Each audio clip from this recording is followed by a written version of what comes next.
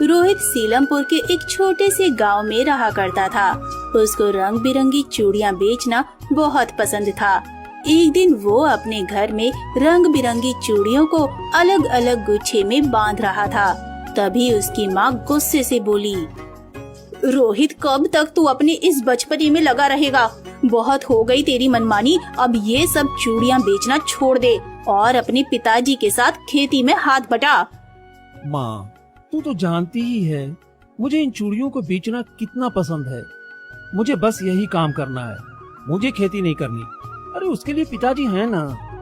हे भगवान, अब तू ही कुछ कर। मैं तो इस बावले से तंग आ गई हूँ। भला चूड़ियां बेचना एक मर्द को शोभा देता है क्या? पास पड़ोस के लोग हंसते हैं हम पर। एक ही पुत्र है, वो भी औरतों वाला काम करता है। माँ, कोई भी काम छोटा या बड़ा नहीं होता है, बस इंसान की नीयत सही होनी चाहिए। पूरे गांव में एक मैं ही तो हूँ जो चूड़ियों का काम करता हूँ। अगर मैंने भी चूड़ियां बेचनी छोड़ दी तो गांव में फिर कोई चूड़ी वाला नहीं बचेगा। हर दिन की तरह फिर से माँ बेटे की बहस शुरू हो गई थी।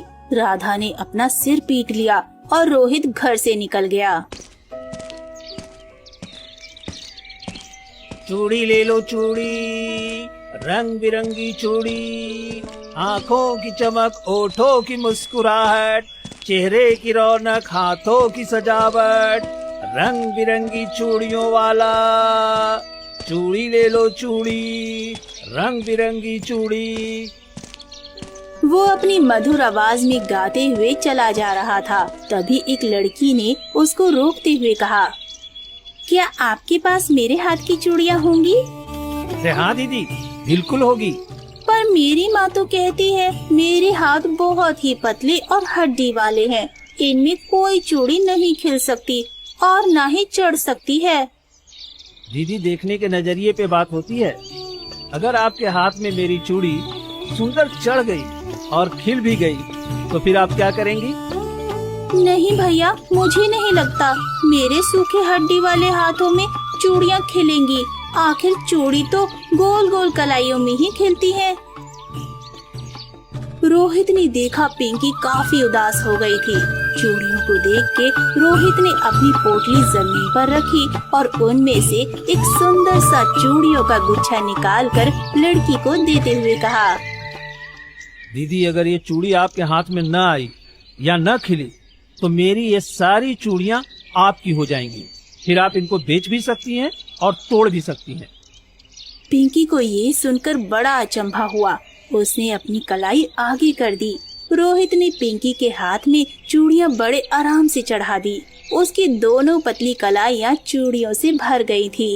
अब उसकी कलाई बहुत सुंदर लग रही थी। वाह भाई, आपने तो कमाल कर दिया। पिंकी ने रोहित को पैसे दिए और रोहित गाते हुए आगे बढ़ गया। चूड़ी ले लो चूड़ी, रंग बिरंगी चूड़ी, आँखों की चमक, ओठों की मुस्कुराहट, चेहरे की रौनक, हाथों की सजावट, रंग बिरंगी चूड़ियों वाला। चूड़ी ले लो चूड़ी, चूड़ी ले लो चूड़ी, रंग बिरंगी चूड़ी। शाम हो गई और रोहित घर आ गया। माँ, खाना दे दो ना, बहुत भूख लगी है। सुबह से कुछ भी नहीं खाया। तुझे खाना नहीं मिलेगा जब तक तू अपनी जिद नहीं छोड़ देता। आज तेरे पिताजी फैसला करके रहेंगे तो इस घर में रहेगा या मैं। माँ, तो क्यों जिद पकड़ कर बैठ गई है? वो दोनों बात ही कर रहे थे, तभी श्याम घर आ गया। अजी, सुनते हो, आज आपको फैसला करना ही पड़ेगा। इस घर में रोहित चूड़ी वाला रहेगा या फिर मैं। अरे तुम क्यों पीछे पड़ी हो बच्चे के? करने दो उसको अपने मन की। बड़ा बेटा भी मन की ही करना चाहता था, खा लिया ना उसको बुरी नजरों ने। इन चूड़ियों में तो कोई बुरी नजर होती है जो औरतों को सजाते सजाते सजाने वाले की ही अर्थी सजा देती है। अभी हम भूले नहीं हैं अपने बड़े पुत्र राहुल को। अरे शुभ शुभ बोलो, और अगर शुभ नहीं बोल सकती हो तो चुप रहो। माँ, बड़े भैया का सपना था ना, हर स्त्री के मुख पे मुस्कुराहट लाने का। स्त्री इतना सब करती है, अपने बच्चों के लिए, पति के लिए, ससुराल वालों के लिए। एक थकी हुई सी औरत अगर ये 2 आने का कांच देख के खुश हो रही है तो इसमें बुराई क्या है मां? और भाई की इस सजे सजाए सपने को मैं पूरा करूंगा। कोई तो बात होगी इन मामूली चूड़ियों में जिसके लिए भाई ने अपनी जान दे दी। ये 2 आने का कांच नहीं है, इस कांच में कोई बहुत ही बुरी नजर है जो मेरे परिवार को लग चुकी है। रोहित समझ चुका था उसकी माँ उसको ये काम नहीं करने देगी। उसने खाना खाया और घर के बाहर चारपाई बिछाकर लेट गया। श्याम उसके पास आते हुए बोला, क्या सोच रहे हो बेटा? पिताजी, सोच रहा हूं माँ जब भी बोलती है, कहती है इन चूड़ियों में कोई बुरी शय है, क्या आपको भी लगता है माँ सच कहती है? शुरू में मुझे भी ऐसा ही लगता था, परंतु ये पूरा सच नहीं है बेटा। तो क्या है पूरा सच? मैंने तेरी माँ से वादा किया था तुझे कभी सच का पता नहीं लगने दूंगा। कौन से सच की बात कर रहे हैं पिताजी? मुझे भी जानना है। अपनी भाभी मेघा से पूछो, मैं वचन में बंधा हूं। तुमको अब सारे सवालों के जवाब मेघा ही देगी। याद रहे, तुम्हारी माँ को पता नहीं लगना चाहिए कि तुम सच जान गए हो। वो तुमको इन सब से दूर रखना चाहती थी बेटा, पर मुझे ऐसा लग रहा है तुमको अब सच जान लेना चाहिए। पर मेघा भाभी तो भाई के देहांत के बाद कहाँ गई, किसी को पता ही नहीं लगा। फिर आपने कैसे बोल दिया मेघा भाभी मुझे सच बताएंगी? उसकी बात सुनकर श्याम थोड़ा सा उदास हुए और फिर उठकर बोले, बूढ़ा हो गया हूं ना बेटा, अब दिमाग भी काम नहीं करता है। चलो तुम सो जाओ, मुझे भी सोना है। श्याम वहाँ से चले गए, पर रोहित को अब इस घर में कुछ अच्छा नहीं लग रहा था। उसने फैसला लिया कि वो कहीं और जाकर ही चूड़ियां बेचेगा। आधी रात को वो अपनी चूड़ियों की पोटली लेके गांव से बाहर निकलने लगा तो उसको एक आदमी मिला। अरे रोहित, इतनी रात को कहाँ जा रहे हो अपनी चूड़ियां लेकर? हाँ बिरजू काका, मैं ये गांव छोड़ के जा रहा हूँ। यहाँ किसी को भी मेरा चूड़ी बेचना पसंद नहीं है।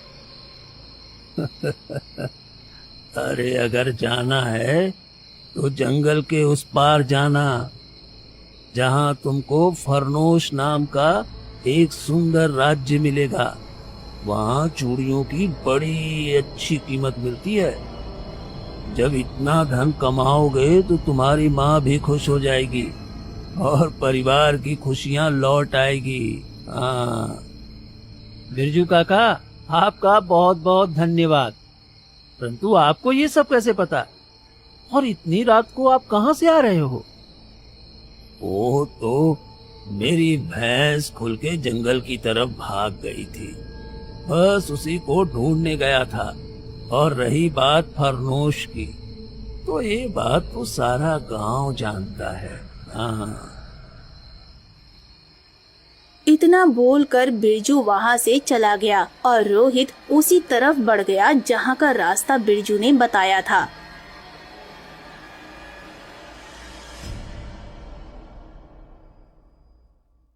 शाम होते होते वो फरनोश पहुँच गया।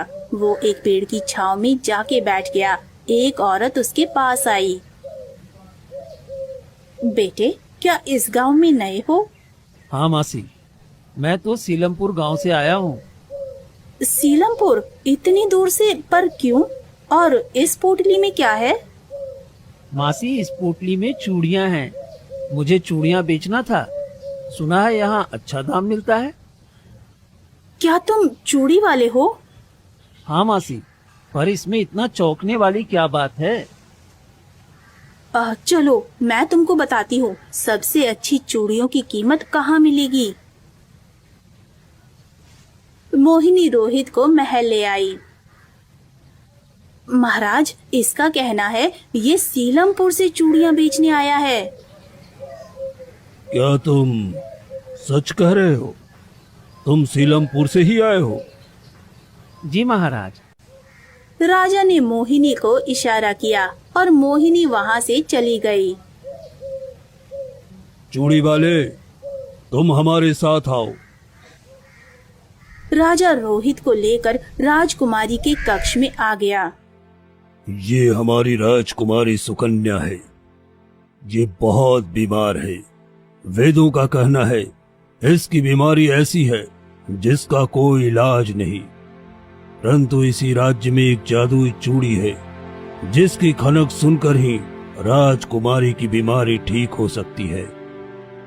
महाराज, यदि वो चूड़ी इसी राज्य में है तो अब तक आपने मंगवाई क्यों नहीं? एक ज्ञानी बाबा का कहना है उसको कोई चूड़ी वाला ही हाथ लगा सकता है। और इतना ही नहीं, उस चूड़ी में और भी कई तरह के राज छुपे हैं। हम तो बस इतना ही जानना चाहते हैं। अगर तुम वो चूड़ी हमारी राजकुमारी को लाकर दे दो तो हम तुमको आधा राज्य उपहार में दे देंगे। महाराज, मुझे राज्य नहीं चाहिए, परंतु मैं राजकुमारी के लिए वो चूड़ी जरूर लाऊंगा। ये एक चूड़ी वाले का वचन है। आप बस मुझे उस जगह का रास्ता बता दीजिए। उसका रास्ता तो तुमको खुद ही खोजना पड़ेगा। आज तक कोई भी उस रास्ते को ढूंढ नहीं पाया। हमने सुना है वो मार्ग छुपाया गया है जिससे कोई भी मनुष्य वहां जा न पाए। परंतु इतना जानते हैं, पहाड़ की चोटी पर वो आखिरी गुफा है। उसी के पास से उसका रास्ता जाता है। हमने जितने भी लोगों को वहां भेजा वो उसके आगे नहीं जा पाए।